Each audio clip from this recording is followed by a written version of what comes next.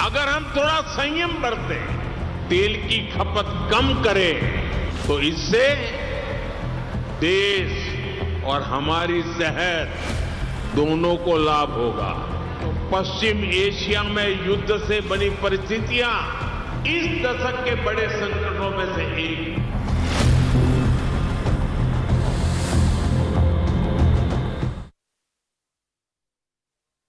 नमस्कार, मैं शेखर त्रिवेदी।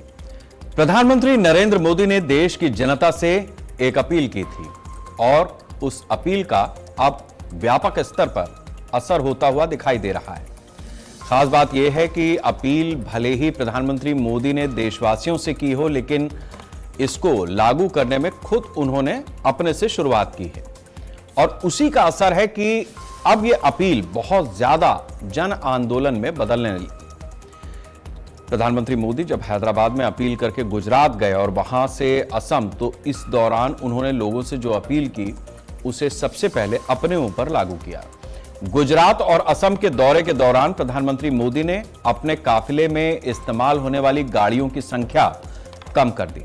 प्रधानमंत्री मोदी हमेशा एसपीजी के घेरे में रहते हैं, इसलिए स्पेशल प्रोटेक्शन ग्रुप को निर्देश दिया गया कि काफिले से गाड़ियों की संख्या को कम किया जाए। काफिले में गाड़ियां भी कम हो और प्रधानमंत्री के तौर पर प्रधानमंत्री मोदी का जो सुरक्षा घेरा है उसको लेकर एसपीजी ने अपनी प्रैक्टिस शुरू की। फिलहाल खबर यह है कि काफिले में इलेक्ट्रिक वाहनों के इस्तेमाल पर ज्यादा फोकस किया जाएगा, जिससे तेल बचाया जा सके। प्रधानमंत्री मोदी की अपील के बाद गृहमंत्री अमित शाह ने भी अपने काफिले में गाड़ी की संख्या कम कर दी। गृहमंत्री अमित शाह को Z+ सिक्योरिटी मिली है, लेकिन फिर भी उन्होंने अपने काफिले में शामिल कई गाड़ियों को हटा करके सिर्फ 5 गाड़ियां रखी हैं। इसी के साथ कई राज्यों के मुख्यमंत्रियों ने अपने काफिले को कम करना शुरू कर दिया है। इसका मतलब साफ है कि जनता के बीच इस बात का संदेश दिया जाए कि उन्हें ज्यादा से ज्यादा ईंधन बचाना है, जिससे भारत की तेल पर निर्भरता कम की जा सके। सरकार की तरफ से लोगों को पब्लिक ट्रांसपोर्ट के जरिए यात्रा करने की सलाह दी गई है। निजी कारों का कम से कम इस्तेमाल हो, इसके लिए अपील की गई है। Work from home, virtual meeting पर फोकस करने को कहा गया है। इससे ईंधन की बचत होती है। फिलहाल प्रधानमंत्री मोदी की अपील का कई राज्यों पर भी असर पड़ा है। कई राज्य ऐसे हैं जहां पर मुख्यमंत्रियों ने अपना काफिला भी कम कर दिया है। कई मंत्री अब पब्लिक ट्रांसपोर्ट को भी चुनने लगे हैं। अगर इसी तरह की पहल नौकरशाही के बाद समाज के प्रबुद्ध लोग भी शुरू कर दें तो बहुत ही कम समय में यह मुहिम एक जन आंदोलन का रूप ले सकती है और देश की बहुत बड़ी आबादी बहुत ज्यादा ईंधन बचाने में कामयाब हो जाएगी। आज इसी मुद्दे पर हम चर्चा करेंगे, लेकिन उससे पहले यह सुनते हैं कि किसने क्या कहा। हमने देखा आदरणीय प्रधानमंत्री श्री नरेंद्र मोदी जी ने एक अपील हर देशवासी से करी है और 140 करोड़ भारतीय जनता साथ खड़ी है आदरणीय प्रधानमंत्री जी के और प्रतिबद्ध है कि हमें देश के साथ जो हमसे बन पड़ेगा हम करेंगे। ये जो अपील है प्रधानमंत्री जी की, ये पूरी तरह से स्वैच्छिक है और एहतियाती है और ये भी हमने देखा है कि किसी भी आवश्यक वस्तु की कमी भारत में नहीं हुई है। आप प्रधानमंत्री देश को बता रहे हैं कि चुनाव चल रहा था तो मैं आपसे वोट मांग रहा था और वोट मांगते वक्त मैं आपको नहीं कह सका कि चुनाव के बाद हम पेट्रोल, डीजल और एविएशन फ्यूल पर उसकी कीमत बढ़ाने वाले हैं। तो प्रधानमंत्री ने अब ये कह रहे हैं कि ये देशभक्ति की बात कर रहे हैं कि देशभक्त वो है जो इन सब चीजों को बर्दाश्त करे। सरकार श्री ने कल प्रधानमंत्री श्री ने बहुत सारे निवेदन किए हैं कि कैसे हम ये परिस्थिति में अगर विदेशी हुनियामन है वो विदेश में न जाए, उसके द्वारा उन्होंने बहुत सारे मुद्दे रखे हैं। उसमें उन्होंने ये गोल्ड का भी मुद्दा रखा है। तो हम चाहते हैं कि हम देश के साथ हैं और नेशन इज फर्स्ट, पर जो भी हमारी इंडस्ट्री को अगर छोटे मजूले की रोजी रोटी उसके ऊपर निर्भर है, तो उसका जो भी आगे जाके उनका जो व्यवहार है और छोटे मजूले रोजी रोटी का सवाल आएगा, तो हम चाहते हैं कि इसके ऊपर भी सरकार गौर करे। जिस तरीके की प्रधानमंत्री की अपील थी, उसका जिस तरीके का प्रभाव और जिस तरीके की पहल हमें देखने को मिल रही है, तो ये चूंकि एक ऐसी स्थिति है अपने देश के सामने भी और दुनिया के लिहाज से भी, जब आने वाले समय में कल क्या होगा इसको लेकर के अनिश्चितता बनी हुई है। ऐसे में बचत एक बेहतर विकल्प के रूप में सामने है, पूरी दुनिया के लिए भी और अपने देश के लिए भी। अब सवाल सिर्फ इतना है कि उसको कहां तक कौन सा देश इंप्लीमेंट करता है। खासतौर से भारत में जिस तरीके की राजनीति हमारे देश में होती है, उसमें कहां कौन किसको इस चीज को लेकर के कितनी दूर तक चलेगा और इसके बाद उसके जो परिणाम होंगे वो किस तरीके के होंगे। हमारे साथ में श्याम सलोने जी हैं, भारतीय जनता पार्टी के नेता हैं। आपका बहुत बहुत स्वागत है श्याम सलोने जी। मैं आपसे समझना चाहूंगा कि जिस तरीके से प्रधानमंत्री नरेंद्र मोदी ने अपील की और उसके बाद अपने काफिले को कम किया, गृह मंत्री, बीजेपी शासित जो भी राज्य हैं वहां पर भी हमने देखा कि सरकार ने अपनी अपनी तरह से कटौती की है। ये तो एक स्तर पे चीजें दिखाई देने लगी हैं, लेकिन जो संकट है वो इससे कहीं ज्यादा बड़ा है। बीजेपी आगे किस तरीके से इस संकट से निपटने की कोशिश कर रही है? शेखर जी, सबसे पहले तो आज ज्येष्ठ मास की अपरा एकादशी है। आप सभी को बधाई और राधे राधे। हम शुरुआत प्रभु के नाम से ही करते हैं। देखिए प्रतीक जी, शेखर जी, दरअसल वो त्रिवेदी से मैं थोड़ा कंफ्यूज हो गया, माफ कीजिएगा।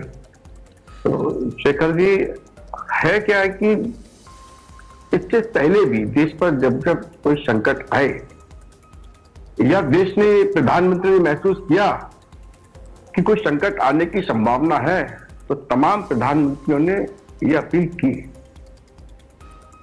हमारे प्रधानमंत्री देश के वर्तमान में मोदी जी ने जो अपील की है, क्योंकि हम जानते हैं, पूरा देश जानता है कि कच्चा तेल हम लोग लगभग 89% विदेश से आयातित करते हैं, जिसमें रशिया है, इराक है, सऊदी अरब है, यूएई है, अमेरिका है, हम इनसे लेते हैं और इनके अलग अलग सबके रेट्स होते हैं। क्योंकि वैश्विक आपदा है इस समय, अमेरिका को भी नहीं मालूम था, जो 1 महीने और 2 महीने का वो लेकर चल रहा था अपना अभियान कि ईरान से युद्ध होगा, ईरान 1-2 महीने में निपट जाएगा, लेकिन वो नहीं हुआ। आज ऐसा कोई देश नहीं है जहां पर फ्यूल को लेकर के, पेट्रोल डीजल को लेकर के या गैस को लेकर के उसकी कीमत नहीं बढ़ी हो। हर देश में कीमत बढ़ी है, लेकिन प्रधानमंत्री जी की सूझबूझ, दूरदर्शिता, ये इतनी वैश्विक मंदी के बाद, वैश्विक आपदा के बाद भी भारत में अभी तक ना तो पेट्रोल डीजल पर ज्यादा कोई बढ़ोतरी की गई है, ना डोमेस्टिक गैस पर कोई बढ़ोतरी की गई है। विपक्ष ने तमाम तरीके के आरोप लगाए, तमाम तरीके से पैनिक पैदा किया देश की जनता के बीच में, जनता को गुमराह करने की कोशिश की। लेकिन हम बता दें कि भारत के किसी भी कोने में कहीं पर भी कोई पेट्रोल पंप है तो एक भी पेट्रोल पंप बंद नहीं हुआ है। ये हो सकता है कि किसी पेट्रोल पंप पर, जो पहले भी होता आया है कि कहीं कहीं फ्यूल खत्म हो जाता है, उसका टैंकर नहीं आ पाते, तो वो आज 2 घंटे के लिए थोड़ा कम किया जाए, लेकिन कभी बंद नहीं हुए। ये नहीं कहा गया है कि हमारे पास तेल। ठीक है श्याम जी, आपने जो बात कही है वो पेट्रोल डीजल को लेकर के रखी है, लेकिन जो बुलियन कारोबारी हैं या जिस तरीके से सोना ना खरीदने की जो अपील हुई है, ये एक सेगमेंट है। ठीक है, सोना हमें आयात करना पड़ता है और एक बड़ा कारोबार भी है उसको लेकर के देश भर में, तो इसको आप किस तरीके से जस्टिफाई करेंगे? क्योंकि बहुत सारे कारोबारी, बुलियन कारोबारी ऐसे हैं जिनका कहना है कि भाई कुछ दिन तक तो ठीक है, लेकिन अगर खरीद बिक्री पे असर पड़ेगा तो जो हमारे यहाँ काम करते हैं उनको हम कहां से तनख्वाह देंगे या उनका खर्चा कैसे चलेगा, ये सारी चीजें हैं। इसके बारे में भी कोई विचार है क्या? हाँ बिल्कुल, सोने की खरीद पर इसलिए रोक लगाने की अभी अपील की है, वो स्वेच्छा से हो की गई है। कोई दबाव जनता पर नहीं डाला है। विदेश में जो विदेशी हैं, अमेरिका है या अन्य कोई देश है, वो जो डॉलर जिनका बढ़ रहा है, उसका कारण सोना जो हम खरीदते हैं वो पैसा डॉलर में परिवर्तित हो जाता है, और वहां पर जब हमारा रुपया जाता है तो डॉलर की कीमत बढ़ती है, और जब डॉलर की कीमत बढ़ती है तो हमारा रुपया डाउन होता है। प्रधानमंत्री जी का ये मानना है, देश से अपील की गई है, यदि हम कुछ समय के लिए सोना नहीं खरीदेंगे, विशेष परिस्थितियों में, हमारे जैसे कई लोग परेशान हुए हैं, पैनिक हुए हैं कि शादी है, विवाह, आप शादी विवाह में जितना जरूरत है उतना आप ले सकते हैं, लेकिन एक स्टोर बना करके आप स्टॉक कर लेते हैं, आप सोने में पैसा ना डालें। जब पैसा सोने में नहीं डालेंगे तो आप डॉलर डाउन होगा, और जब डॉलर डाउन होगा तो हमारा रुपया मजबूत हो, और रुपया मजबूत होगा तो भारत और आगे बढ़ेगा। अभी भी हमारे पास स्टॉक है, स्टॉक की कमी नहीं है, लेकिन क्योंकि वैश्विक आपदा है, कितने दिन चलेगी, हमें वो आगे की रणनीति बनाते हुए, प्रधानमंत्री देश के मुखिया हैं और देश के मुखिया का ये जिम्मेदारी बनती है और वो जिम्मेदारी को निभा रहे हैं। फिर भी ठीक है श्याम जी, हम इस चर्चा को थोड़ा सा आगे बढ़ाते हैं। आपकी बात को हमने समझा है कि ये वैश्विक चुनौती है और इस चुनौती का मुकाबला देश को मिलकर के करना है, उसी की प्रधानमंत्री ने अपील की है। हमारे साथ में विनोद माहेश्वरी जी हैं, सचिव हैं सराफा एसोसिएशन के, और प्रोफेसर फिरोज मंसूरी जी हैं, अर्थशास्त्री हैं। आपका भी बहुत बहुत स्वागत है, आप दोनों ही लोगों का। मैं विनोद जी आपसे जानना चाहूंगा कि 24-48 घंटे ही हुए हैं अभी प्रधानमंत्री ने जो अपील की है, कितना असर आपके कारोबार पे आया है? दूसरा, ये भी एक सच्चाई है कि सोना जिस तरीके से पिछले समय में जिस तरीके से इसके दाम बढ़े, सोने और चांदी दोनों के ही, रोजमर्रा में कोई आम हिंदुस्तानी जाकर के मतलब जैसे सब्जी लेता है या कपड़े लेता है, उस फ्रीक्वेंसी पे कोई जेवरात नहीं लेता है, लेकिन फिर भी लेता है। तो अभी आपके कारोबार पे कितना प्रभाव पड़ा है और क्या आपको लग रहा है कि इसका प्रभाव दूरगामी परिणाम क्या होगा? अनम्यूट कर दीजिए अपना माइक।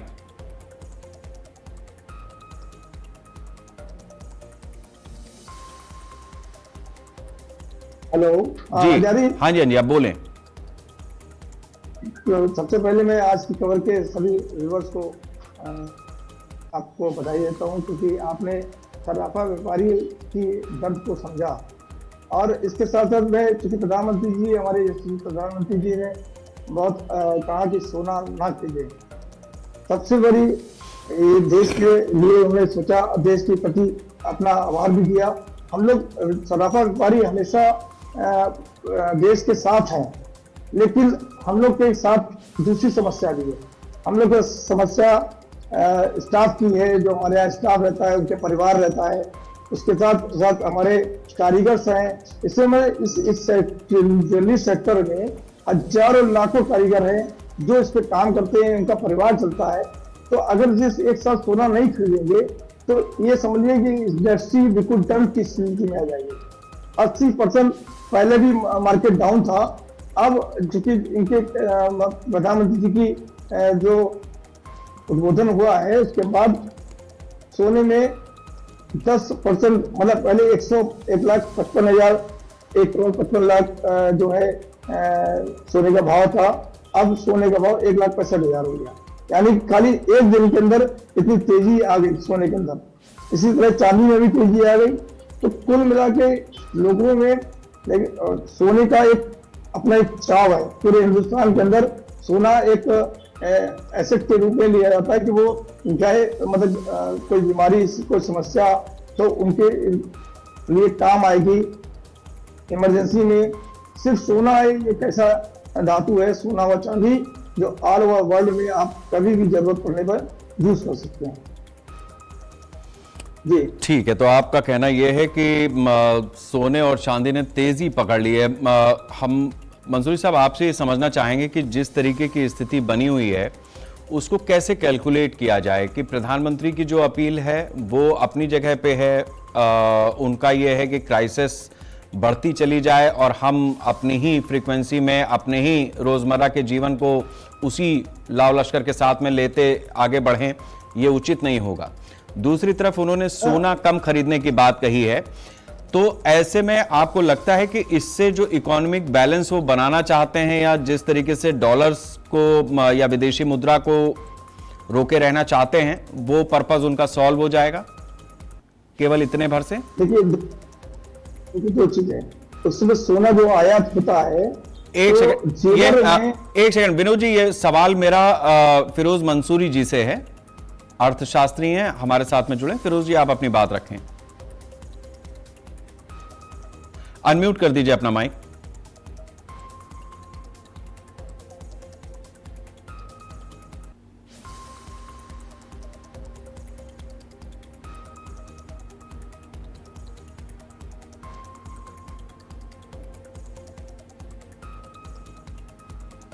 जी,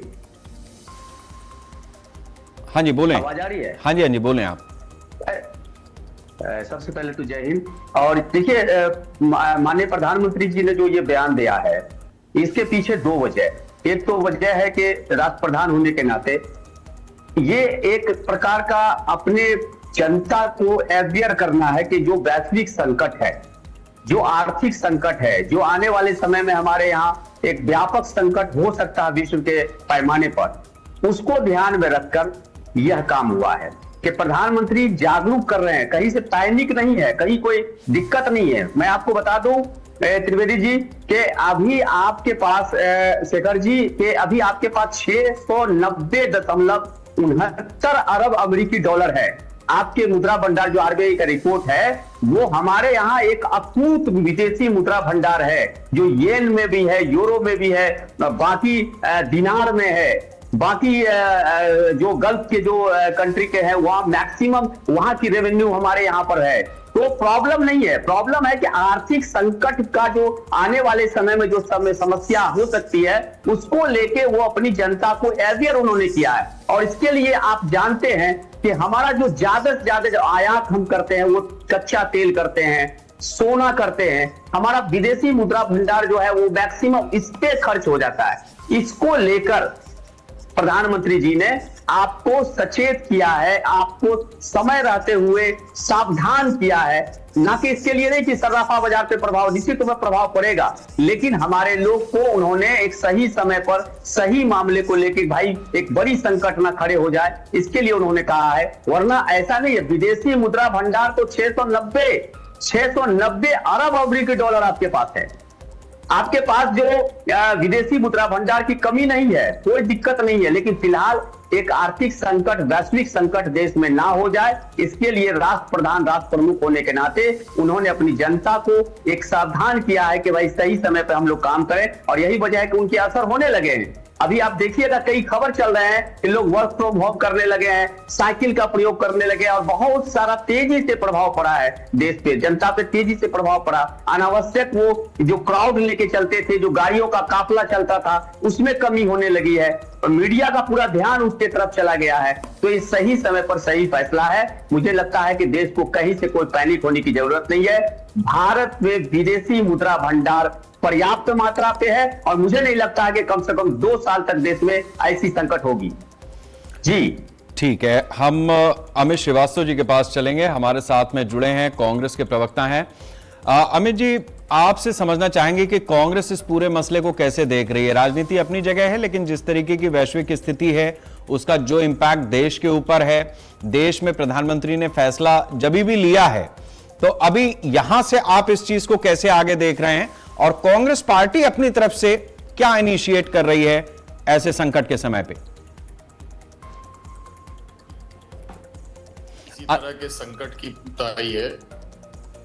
हेलो जी बोलें। देश पे जब भी किसी तरह के संकट की बात आई है, उस समय कांग्रेस पार्टी ने किनारा नहीं किया, हमेशा साथ देने का काम किया है। चाहे वो कोरोना का काल रहा हो, चाहे इसके अलावा जो भी आज पूरे देश दुनिया में जो हालात चल रहे हैं, कांग्रेस पार्टी हमेशा देश पे संकट के समय साथ खड़ी रहती है। लेकिन सवाल ये पैदा होता है कि आज हमारे देश पे जो इस तरह के आर्थिक संकट के बादल मंडरा रहे हैं, इसमें कहीं हमारी विदेश नीति की क्या स्थिति रही है? कभी ऐसा तो नहीं है कि आज इसके जिम्मेदार हम स्वयं हैं?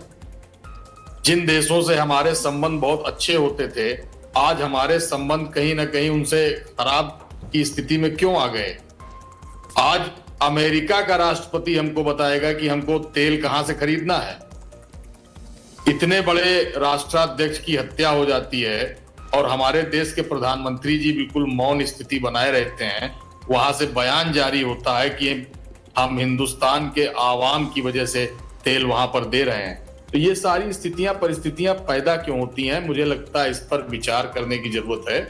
और आगे भी अगर ऐसा कोई संकट दिखाई दे रहा है तो संयम से काम लेकर के, आपको याद होगा डॉक्टर मनमोहन सिंह जी जिस समय प्रधानमंत्री थे उस समय दुनिया में बहुत बड़ी मंदी आई थी, लेकिन हम हल्का सा इशारा दे करके और निकल गए थे और किसी तरह का इस तरह का बयान नहीं आया था कि आप लोग ये मत करिए। 7 बातें जो कही है प्रधानमंत्री जी ने, तेल मत इस्तेमाल करिए, आज आप चंद्रयान पे जाने की बात कर रहे हैं, इतना देश हमारा तरक्की की ओर बढ़ रहा था, आज फिर आप साइकिल और बैलगाड़ी की तरफ बढ़ते हुए चले जा रहे हैं। तो कहीं ना कहीं मुझे लगता है आकलन करने की जरूरत है, क्या कमी है, क्या दिक्कत है, उसको हमें लगता है समझने की जरूरत है।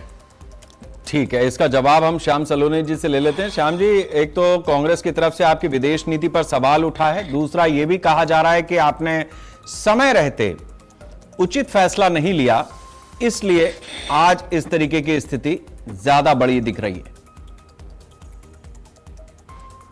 शेखर साहब, स्थिति आज हमारे देश की कहीं पर भी किसी भी प्रकार से संकट में नहीं है।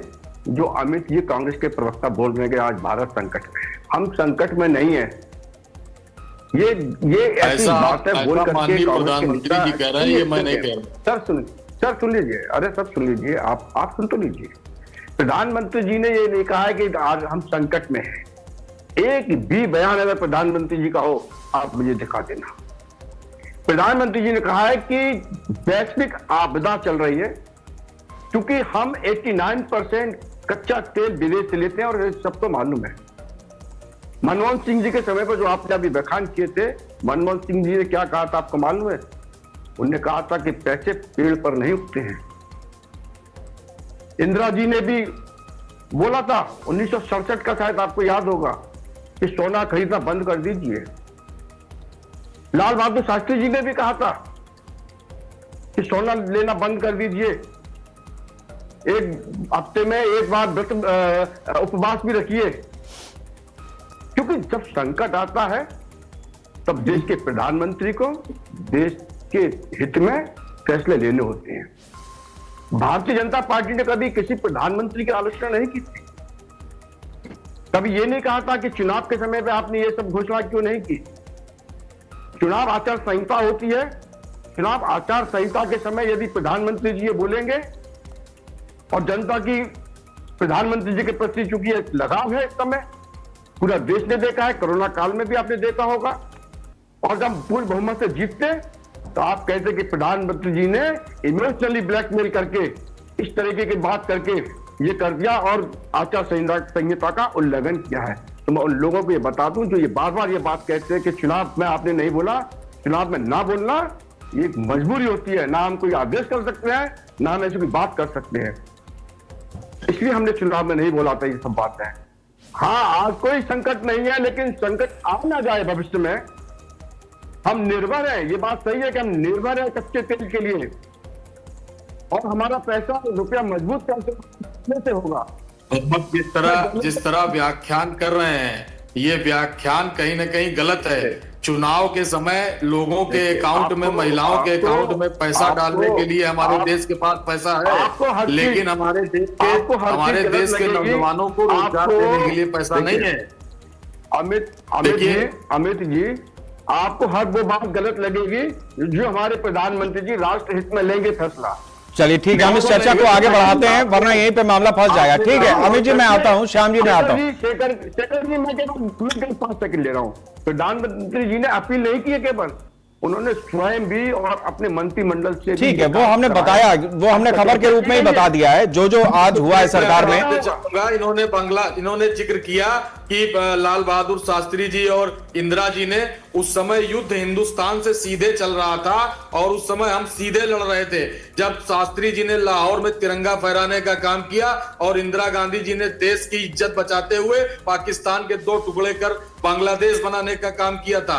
आज हिंदुस्तान के हमारे इस देश को अमेरिका का मामला हमारा डिरेल हो जाएगा। ठीक है अमित जी, आप अपनी बारी पे रखिएगा। ये ठीक है श्याम जी, चर्चा आगे बढ़ाने दीजिए मुझे।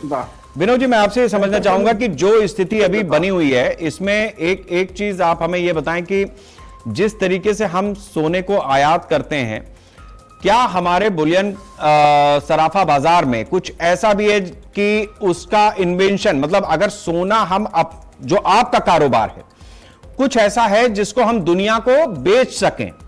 हमारे हिंदुस्तान में सोने और चांदी की खपत ठीक ठाक है, लेकिन ऐसे मौके पर अगर हमारा सराफा कारोबार कुछ ऐसा इन्वेंशन करे जिसकी दुनिया में अपनी तरह की डिमांड हो, तो जाहिर सी बात है कि आपका जो संकट है या जो आपका पैसा रुक रहा है, वहां आप फॉरेन की करेंसी इंडिया में लाने में सक्षम हो सकते हैं। कुछ ऐसा प्रकार होता है क्या? अनम्यूट कर दीजिए अपना माइक। आवाज आ रही? हाँ जी, बोलें। हेलो। बिल्कुल आपकी बात बिल्कुल सत्य है, और हिंदुस्तान में ज्वेलरी कारीगर बहुत अच्छे हैं और यहाँ की कारीगरी बहुत अच्छी मानी जाती है, और हल्के वजन में और बहुत लाइट वजन में भी ज्वेलरी बना सकते हैं हम लोग। इसमें अभी मेरी जानकारी में आया था कि सरकार गोल्ड मॉनिटाइजेशन स्कीम लाने जा रही है। उसमें 2.5-3% तक उसको ब्याज देगी। जो आम जनता के पास सोना रखा है उसको ले करके और जो बड़े बड़े डीलर्स हैं उनको देगी और बाहर विदेश में भेजेगी। ये ऐसा जानकारी में हम लोग का आया था। लेकिन सबसे बड़ी बात ये कि जो आयात हो रहा सोना, तो मेरा ये मानना है कि अगर सरकार वो देखे वो सोना आयात कहाँ हो रहा है, आयात अगर इंडिया में हो रहा है तो वो कहाँ कहाँ जा रहा है। मैं समझता हूँ ज्वेलरी सेक्टर में खाली 30% 40% यूज होता है, बाकी जो है बुलियन के रूप में, उसको बिस्किट के रूप में, कॉइन्स के रूप में इस तरह से वो खपत हो रही है। उस खपत को रोकना चाहिए, ज्वेलरी सेक्टर को बढ़ावा देना चाहिए, कारीगर को बढ़ावा देना चाहिए। इस तरह का कोई पैकेज बनाए सरकार जो अच्छा, मतलब हमारे परिवार, हमारे जो कारीगर का परिवार भी चल सके और देश की संकट भी दूर हो सके। ठीक है, मैं आपसे फिरोज जी ये समझना चाहूंगा कि जो बात अभी विनोद जी ने कही है कि एक तो सरकार जो बैंक में सोना रखे आदमी और उसके बदले में सरकार उसको ब्याज देगी, एक चीज तो ये है।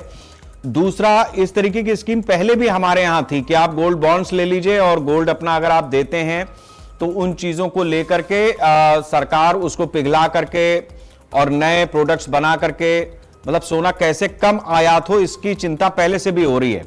तो ये इकोनॉमी में किस तरीके का एक हम कितना इस चीज को सहज भाव से ले सकते हैं या आम लोग ले सकते हैं, एक सवाल ये है। दूसरी चीज ये है कि अपने देश की तमाम बात हो रही है, लेकिन जिस मिडिल ईस्ट की बात हो रही है, आपसे बेहतर शायद इस चीज को कोई और नहीं समझ रहा होगा कि वहां पर जिस तरीके की क्राइसिस मची हुई है, बहुत सारे लोग ऐसे हैं जिनकी तनख्वाहें आधी कर दी गई हैं, चौथाई कर दी गई हैं। जो फैसिलिटीज उनको वहां की सरकारें देती थी, रहने की, खाने की, या टैक्स नहीं लेती थी, वो सब चीजें उन्होंने इवैक्यूएट कर दी हैं, सब चीजें वहां पर वो खत्म हो गई हैं। तो ऐसे में वो देश जिनकी दुहाई दी जा रही है वो आज किस स्थिति में है, थोड़ा सा ये भी इस चर्चा में साफ कीजिए ताकि मन के जाले हटें लोगों के। शेखर जी, बिल्कुल आपने बहुत ही सही और एक सटीक केंद्र पर जाके आपने बात रख दी है। बिल्कुल ये सही है। आप देखिए जो विदेशी मुद्रा भंडार जो सबसे ज्यादा अपूर्व ढंग से हमारे देश में आता था वो मिडिल ईस्ट से आता था, और मिडिल ईस्ट में हमारे भारतीय लोग जो वहां काम कर रहे हैं उनको बजाते उनकी छटनी हो रही है, उनके वो लोग बाहर वहां से आ रहे हैं। अभी आप देखिएगा तेजी से भारत में आ रहे हैं लोग। अब पहले क्या था, जब हम कमाते थे तो वो हमारा पूरा विदेशी मुद्रा हमारा कुछ संपत्ति होता था, कितना ज्यादा, सबसे ज्यादा विदेशी मुद्रा हमको वहां से प्राप्त होता था। लेकिन आज क्या हो रहा है, आज वहां पर आर्थिक संकट है और इसका नतीजा है कि उसका तेजी से इम्पैक्ट पड़ रहा है हमारे देश पे। और ये जितने भी आर्थिक संकट आप देख रहे हैं इसके पीछे भी एक बहुत बड़ी वजह है, और सबसे बड़ी चिंता यह है कि अगर वहां पे अगर शांति नहीं आई, शांति बहाल करने में हम विफल रहे, क्योंकि भारत विश्व में एक महत्वपूर्ण भूमिका निभाता है, विश्व में एक बड़ी शक्ति के रूप में दुनिया जानती है, इसलिए हमको हस्तक्षेप भी करना पड़ेगा। और हमारे विदेश मंत्री और हमारे देश के प्रधानमंत्री लगातार इस दिशा में काम कर रहे हैं, इसमें कोई शक नहीं है, लेकिन एक बहुत ही तेजी से हमको उस तरफ दिशा में काम करना होगा कि कैसे मिडिल ईस्ट में जिस तरह से वहां पर युद्ध की एक बहुत ही व्यापक स्थिति, भयावह स्थिति चल रही है, उसको कैसे रोका जाए, क्योंकि उसका सीधा इम्पैक्ट भारत पर पड़ रहा है। आज हमारे यहाँ जो आर्थिक संकट है या होने जा रहा है, इसका सीधा सीधा कारण ईरान और अमेरिका और तमाम इजराइल के युद्ध हैं। इस चीज से हम लोग इनकार नहीं कर सकते हैं। पहले हम लोगों ने उसको बहुत हल्के में लिया था, हालांकि हमारी भारत की सरकार बहुत चिंतित थी, बहुत गंभीरता से, वो ठीक है, वो एक्सप्रेस नहीं कर रही थी, लेकिन अंदर खाने ईरान की सरकार से, इजराइल से, अमेरिका से लगातार बता रहे थे कि इसका इम्पैक्ट हमारे देश पे पड़ रहा है। आज हमारे यहाँ तेल का जो जिस तरह से संकट का मामला बन रहा, देखिए अगर तेल पर अगर आर्थिक अगर होगा तो इतनी महंगाई होगी कि हम आप सोच नहीं सकते हैं। हमको एक सरकार क्या कर सकती है, सरकार लगातार कुछ दिन के बाद वो टैक्स बढ़ा देगी, वो कुछ दिन के बाद टैक्स पर काम करना शुरू कर देगी, वो कहेगी कि ठीक है कम गाड़ी चलाइए, लेकिन ये समाधान नहीं है। जब तक मिडिल ईस्ट में युद्ध नहीं रुकेगा, क्योंकि उससे बड़ा सबसे बड़ा इंपैक्ट पड़ रहा है कि हमारे जो लोग, आप जानते हैं कि भारत के सबसे ज्यादा लोग उसी कंट्री में है, उसी देश में है, काम कर रहे हैं,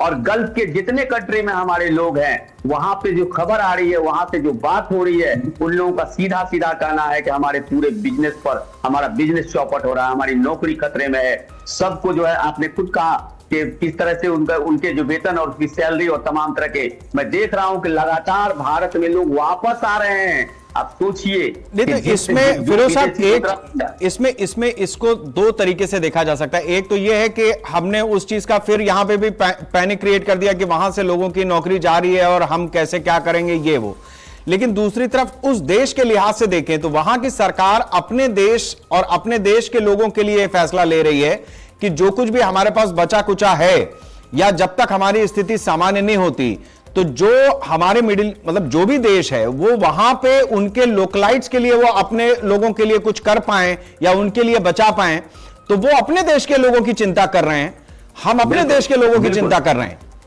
बिल्कुल बिल्कुल, और इसीलिए माननीय प्रधानमंत्री जी जो लोकल फॉर वोकल का जो मामला बार बार ला रहे हैं, बार बार जो आपको कह रहे हैं कि अपनी चीजों पर, अपने तमाम चीजों पे, अपने खर्च पे कटौती कीजिए, ये भी एक प्रकार का एक तरह से इशारा है। ये भी देखिए, एक दिन में आर्थिक संकट नहीं टलेगा। मनमोहन सिंह की बात हुई थी, नो डाउट, इसमें इनकार नहीं है। अगर मनमोहन सरकार और मनमोहन सिंह नहीं होते उस समय, तो फिर जो विश्व में मंदी छाई थी, कोलैप्स कर जाते हैं हम लोग। लेकिन उस समय कितने बड़े अर्थशास्त्री मनमोहन सिंह रहे, इसमें कोई शक नहीं, हम लोग इनकार नहीं कर सकते मनमोहन सिंह को और नरसिम्हा राव को, इन लोगों को नहीं इनकार कर सकते हैं। इन लोगों ने बड़े खतरनाक वैश्विक संकट से, वो इराक वाली स्थिति ये सेम है। उस समय इराक का संकट था, इस समय अब जो संकट है वो ईरान का संकट है। इसलिए लगातार ईरान से संवाद हमको करनी चाहिए, ईरान से बातचीत करनी चाहिए, ईरान के सरकार से हमारा बहुत ही, क्योंकि देखिए हार्मूज का अगर मैटर हमारा हल हो जाता, अगर हमको लगातार, अभी तो पेट्रोल पे हम लोग बात कर रहे हैं, कितने गैस संकट से हम लोग जूझ रहे हैं, हम लोग समझ रहे हैं। हमारे जितने भी ऑटो वाले, ठेला वाले, रिक्शा वाले, जितने भी लोग हैं, ये तमाम लोगों पर इम्पैक्ट पड़ रहा है, और महंगाई इतनी चरम सीमा पर बढ़ सकती है अगर हम इस संकट से नहीं निपटे तो। इसलिए प्रधानमंत्री जी ने सही समय पर सही फैसला लिया है, और कड़े कदम उठाने की आवश्यकता होगी। थोड़ा सा लगेगा, और विपक्ष को इस समय पूरा देश को यूनाइट होना पड़ेगा, साथ देना पड़ेगा, सबको मिलजुल करके इस आर्थिक संकट से हम निपटारा कर पाएंगे। वरना आज भी 880 टन सोना तो आपके पास है, और सबसे बड़ी बात है कि 84 अरब डॉलर आप गोल्ड और सिल्वर पर जाके खर्च कर रहे हैं, ये आपका पूरा पैसा वहां जा रहा है। तो आप समझिए कि कोई साधारण बात नहीं है। 84 अरब डॉलर आप सोना और चांदी पर खर्च कर दिए हैं फाइनेंशियल ईयर 2026 FY26। आप सोच लीजिए, तो हमको इसको बचाना होगा, हमको इसको देखना होगा, और हमारा कोई भी सोना को लेके ये नहीं है, बिल्कुल आप सोना खरीदिए, लेकिन जो मात्रा है जो कम है, क्योंकि सोना लोग कब खरीदते थे, लोगों को लगता था कि अरे सोना में गोल्ड का दाम देखिए कितना तेजी से बढ़ रहा है इसलिए खरीद लेते हैं, तो ये सब भी इम्पैक्ट पड़ा है। ये ठीक है, ये इन्वेस्टमेंट का भी एक जरिया होता था। विनोद जी, मैं आपसे ये जानना चाहूंगा कि चूंकि सोना या चांदी एक इन्वेस्टमेंट का जरिया भी माना जाता था, और आपने अपनी बात में इशारा भी किया कि रोजमर्रा या ओकेजन पे जो लोग खरीदते हैं वो अपनी जगह है, लेकिन बड़ी मात्रा में करीबन 60 से 70% गोल्ड आखिर कहां जा रहा है, इसके ऊपर सरकार को ध्यान धरना पड़ेगा। मैं आपसे समझना चाहूंगा कि क्या होता क्या है, क्योंकि हमने केवल इतना ही नहीं है कि वो एक नंबर में आ रहा है, सोने की तस्करी यहीं लखनऊ में मेरे ख्याल से 70-75 लोग उतरे एक जहाज से, और वो एक आदमी बीमार हो गया, उसको कस्टम वालों ने रोका, और ये मतलब इस तरीके की छीछालेदर मची है कि 75 के 75 जिलों में उनको पुलिस तलाश रही है कि वो लेकर के गए कहां। तो ये आखिर ये क्या होता है, मतलब इन सब चीजों का भी तो इंपैक्ट पड़ता ही होगा, तब गड़बड़ था, आज उसका प्रभाव होगा कहीं। हेलो जी बोलें। सर देखिए, इसमें चाहे एयरपोर्ट से खाली लखनऊ हो या दिल्ली बॉम्बे सब जगह काफी सोना प्राप्त हुआ था सरकार को, और वो एक अलग मैटर है। लेकिन चूंकि सोना आयात हो रहा है, ये सरकार को देखना पड़ेगा कि वो सोना जो आयात हो रहा है वो कहां जा रहा है। नहीं, मैं यही आपसे जानना चाह रहा हूं कि आयात हो रहा है उसकी अपनी बहुत बड़ी मात्रा है, लेकिन उसके बाद तस्करी से भी आ रहा है और वो भी खप रहा है, तो ये आप में वो क्या चीजें हैं फिर? तस्करी को बढ़ावा हम लोग ज्वेलरी सेक्टर वाले नहीं देते हैं, ना उसको पसंद करते हैं, लेकिन सबसे बड़ी बात यह है कि अगर ये सरकार कोई भी गलत काम हो रहा है, कहीं पे भी हो रहा है, तो उसको रोकने का जो प्रयास। ठीक है, तो इसका जवाब फिर हम श्याम सलोनी जी से ही लेते हैं। श्याम साहब, ये जो बात अभी रखी है फिरोज साहब ने कि कितनी बड़ी मात्रा में हमने अपना अभी शुरुआत के 5 महीनों में सोना एक्सपोर्ट करने के लिए जितनी रकम चुकाई है, तो सोना एक तरफ तो सरकार आयात करती है, उसमें भी बुलियन कारोबारी ये नहीं बता पा रहे हैं कि 60 से 70% सोना जा कहां रहा है। उनका कहना है कि हम 30-40% से ज्यादा सोना हमारी दुकानों से नहीं बिकता, लेकिन फिर वो बाकी का कहां जा रहा है, एक चीज। दूसरा, इतना सोना आप आयात कर रहे हैं और उसके बाद तस्करी से भी आ रहा है, आए दिन कस्टम पकड़ रहा है उसको, तो ये पूरा खेल क्या चल रहा है? बीजेपी सरकार है, आप रोशनी डालें इस पे। शेखर साहब, जो भी सोना आ रहा है इसकी सबका आज तो सरकार ने बहुत ज्यादा ट्रांसपेरेंसी कर दी गई है। अब कहीं मैं समझता हूँ ज्यादा गड़बड़ नहीं है। हाँ, फिर भी कुछ लोग हैं, अभी बड़े बड़े व्यापारी कुछ ऐसे लोग हैं जो कहीं ना कहीं 2 नंबर का कर देते हैं, लेकिन वो सरकार के पास सब रिकॉर्ड है। ऐसा नहीं है कि कोई ज्यादा वो हो रहा हो। जो लोग गलत करते हैं वो पकड़ में आते हैं, कुछ समय के बाद आते हैं, लेकिन पकड़ में आते हैं, और आपके चैनलों के माध्यम से उनके चेहरे भी सामने आते हैं, नाम भी सामने आते हैं। सरकार के पास सारे रिकॉर्ड्स हैं, कितना हम लोग आयातित कर रहे हैं, कितना देश के पास है, कितना किस व्यापारी के पास है, कितने ज्वेलर्स के पास कितना सोना है, सब रिकॉर्ड्स हैं। कुछ लोग जो हेरा फेरी कर देते हैं वो भी पकड़ में आ जाते हैं, लेकिन थोड़ा समय लग जाता है। इसलिए जो विनोद जी बोल रहे हैं, आप बिल्कुल निश्चिंत रहिए, सरकार के पास सब आंकड़े हैं, और कोई भी ऐसा नहीं है कि जो कहीं विदेश में भाग जाए या कोई लेकर के बैठ जाए। आंकड़े सबके पास। अब कोई व्यापारी छोटा मोटा, जैसे मैं जा रहा हूँ, मान लीजिए मैंने कुछ गोल्ड अपना बेचना है, ये हमने देखा है, तो मैंने बेचना है, तो कभी कोई जो ज्वेलर वाले होते हैं वो आपको 1 नंबर में पैसा नहीं देते। बोले ठीक है, आपको गोल्ड मैंने ले लिया, इसकी रेट ये लगी हुई है, ये चेक कर लिया, अब मैं आपको जो आपको 10 लाख दे रहा हूँ, 5 लाख दे रहा हूँ, वो कैश दे रहे हैं। अब वो थोड़ा बहुत ये सब चल रहा है, ऐसे ग्राहक को भी अपना पैसा लेके चला आता है, तो ये इस तरीके से थोड़ा बहुत धंधा हो रहा है, मैं मान रहा हूं। विनोद जी, आपने माइक अनम्यूट कर दीजिए अपना, तब आप अपनी बात रखें।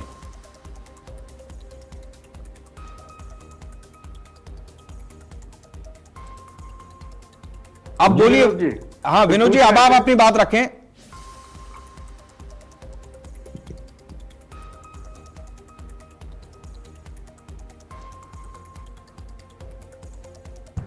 विनोद जी, मेरी आवाज आ रही है आपको?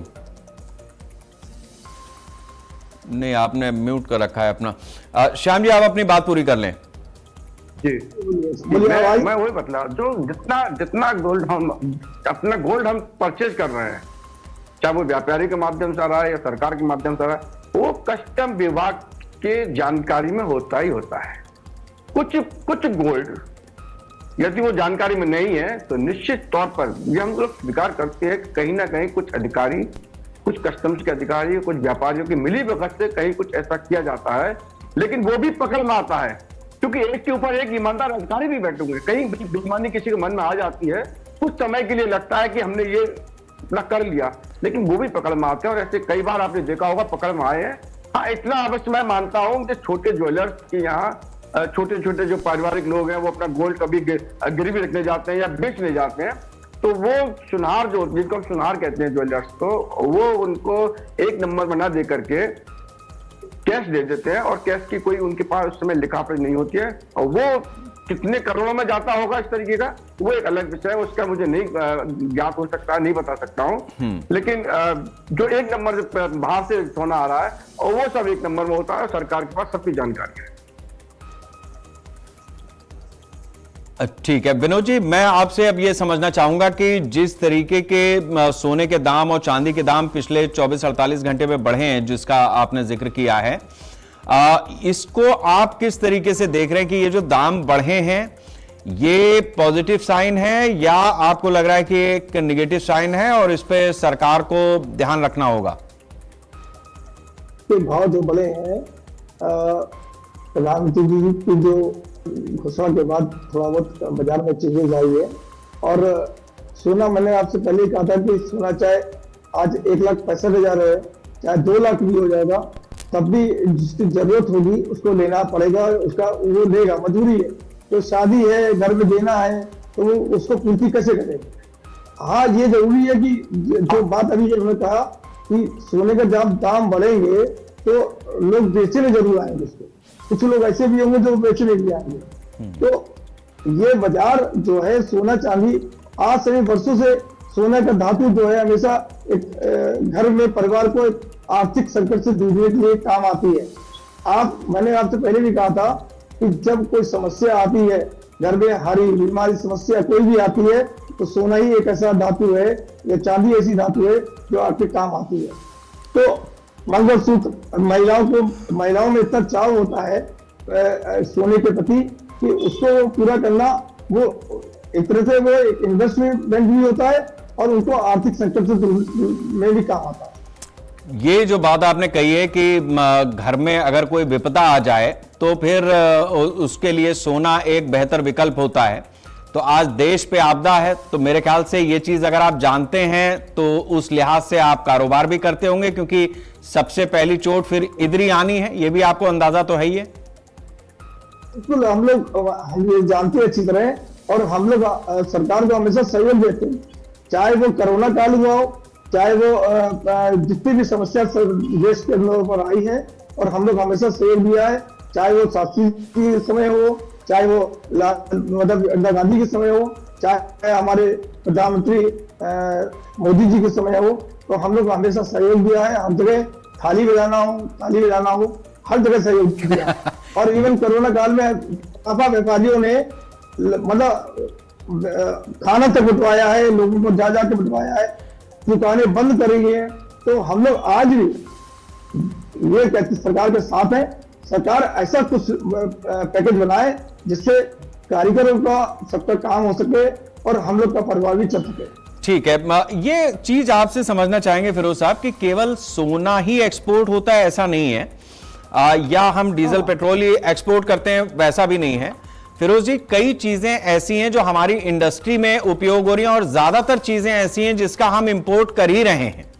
तो ऐसी स्थिति में आपको लगता है कि केवल ये 2 सेक्टर्स जिस पे प्रधानमंत्री की अपील है, उसके अलावा भी कई सेक्टर्स ऐसे हैं जहां शायद इसका प्रभाव पड़ेगा, या ग्लोबली जिस तरीके की स्थिति है उसका प्रभाव पड़ेगा? नहीं शेखर जी, देखिए ये तो प्रधानमंत्री जी ने तो उस ओर इशारा किया है जिसका इम्पैक्ट सब कुछ पर पड़ेगा। अगर पेट्रोल महंगा होता है तो पूरी बाजार मंडी हमारा कोलैप्स कर जाएगा, क्योंकि जाहिर सी बात है कि हम जो भी ट्रांसपोर्टेशन करते हैं, जहां से पूरे देश में हम लेके जा रहे हैं, जो भी कुछ करते हैं, सबके जगह सामान की ढुलाई, तमाम चीज, ट्रेन, बस, यात्रा, टोटल चीज पर इम्पैक्ट जो है वो पेट्रोल का है। आप समझिए टोटल सीट पे इम्पैक्ट जो है गैस का। आप देखिए ना, गैस संकट आने के बाद बड़े बड़े होटल खाली हो गए, खाना नहीं मिल रहा। मेनू में जो हम लोग 56 भोग जो लिया करते थे 56 वाला, वो 56 में से जो है 54 गायब हो गया, 2 आता। कहीं जाते कहते भाई ये खिलाओ, कहता सर इडली खिलाएंगे और सांभर खिलाएंगे, बस इसके अलावा मेरे पास कुछ नहीं है।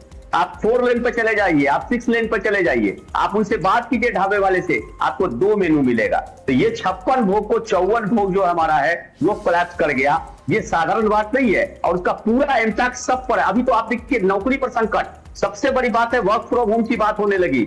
अब टोटल जो भी रोजगार होने वाला था, जो भी वैकेंसी सरकारी वैकेंसी होने वाली थी, उस पर इम्पैक्ट होगा कि पैसे नहीं है तो रोजगार कहां से दोगे। तो अब पूरा बाजार हमको संभालना है, देश को हमको संभालना है, तो मामूली बात नहीं है। इसका सीधा सीधा इम्पैक्ट चारों तरफ पड़ने वाला है। एक बात और मैं कहना चाहता हूं जो सोने को लेके है, जो जिसपे बार बार बात हो रही है। देखिए आज भी अगर हम सोना की तस्करी पर कंट्रोल कर लेना, ये जो 84 अरब डॉलर जो आयात निर्यात हो गया, अगर आज भी हमारा सर्राफा व्यापारी बहुत ईमानदार होते हैं, इसमें कोई शक नहीं है। अगर हम सर्राफा व्यापारी के विश्वास में लेके जो रियल में सर्राफा का अच्छा काम कर रहे हैं, सरकार उनके साथ अगर बेहतर तरीके से तालमेल बैठा ले, तो ये जो बिस्किट वाला मामला चलता है ना, सोने की बिस्किट का, ये तो हम लोग 1980 और 2000 और पता नहीं 90 दशक में सुन रहे थे सोने की बिस्किट की तस्करी, और फिल्म में लगातार जो देख रहे थे, ये बिल्कुल हो रहा है। और 84 अरब डॉलर जो हम कह रहे हैं कि हम जाके दे दिए हैं, झोंक दिए हैं विदेश में, इसके आधे से ज्यादा तस्करी पर मामला बनता है। तो सवाल है सर्राफा व्यापारी, हमारा कस्टम, हमारी सर्राफा व्यापार, हमारा पुलिस व्यवस्था को अगर हम दुरुस्त कर लेते हैं तो आधे संकट से हम निपट लेंगे, ये बात जान लीजिए। और मुझे ठीक है, एडमिनिस्ट्रेटिव कंट्रोल इस समय बहुत जरूरी है, जो बात आपने कही बहुत जरूरी है। श्याम जी, बिल्कुल कि ये सुझाव भी चर्चा में आ रहा है, केवल जवाब ही नहीं सुझाव भी हैं शेखर वार्ता में, ये कि एडमिनिस्ट्रेटिव कंट्रोल बहुत जरूरी है, चाहे वो सोना हो या जिन जिन चीजों की भी तस्करी हमारे देश में होती है। अगर सरकार उन जगहों पर थोड़ा सा ध्यान दे देगी तो भी हमारी इकोनॉमी पर ठीक ठाक असर पड़ेगा उसका, और बेहतर होगी इकोनॉमी। शेखर जी देखिए, 2014 से पहले ये सब चलता था। हम इनकार नहीं कर रहे, अभी भी थोड़ा बहुत होगा, लेकिन अब बहुत हद तक सरकार ने कंट्रोल किया है, एडमिनिस्ट्रेशन को टाइट किया है, और अधिकारी भी ईमानदारी से कार्य कर रहे हैं।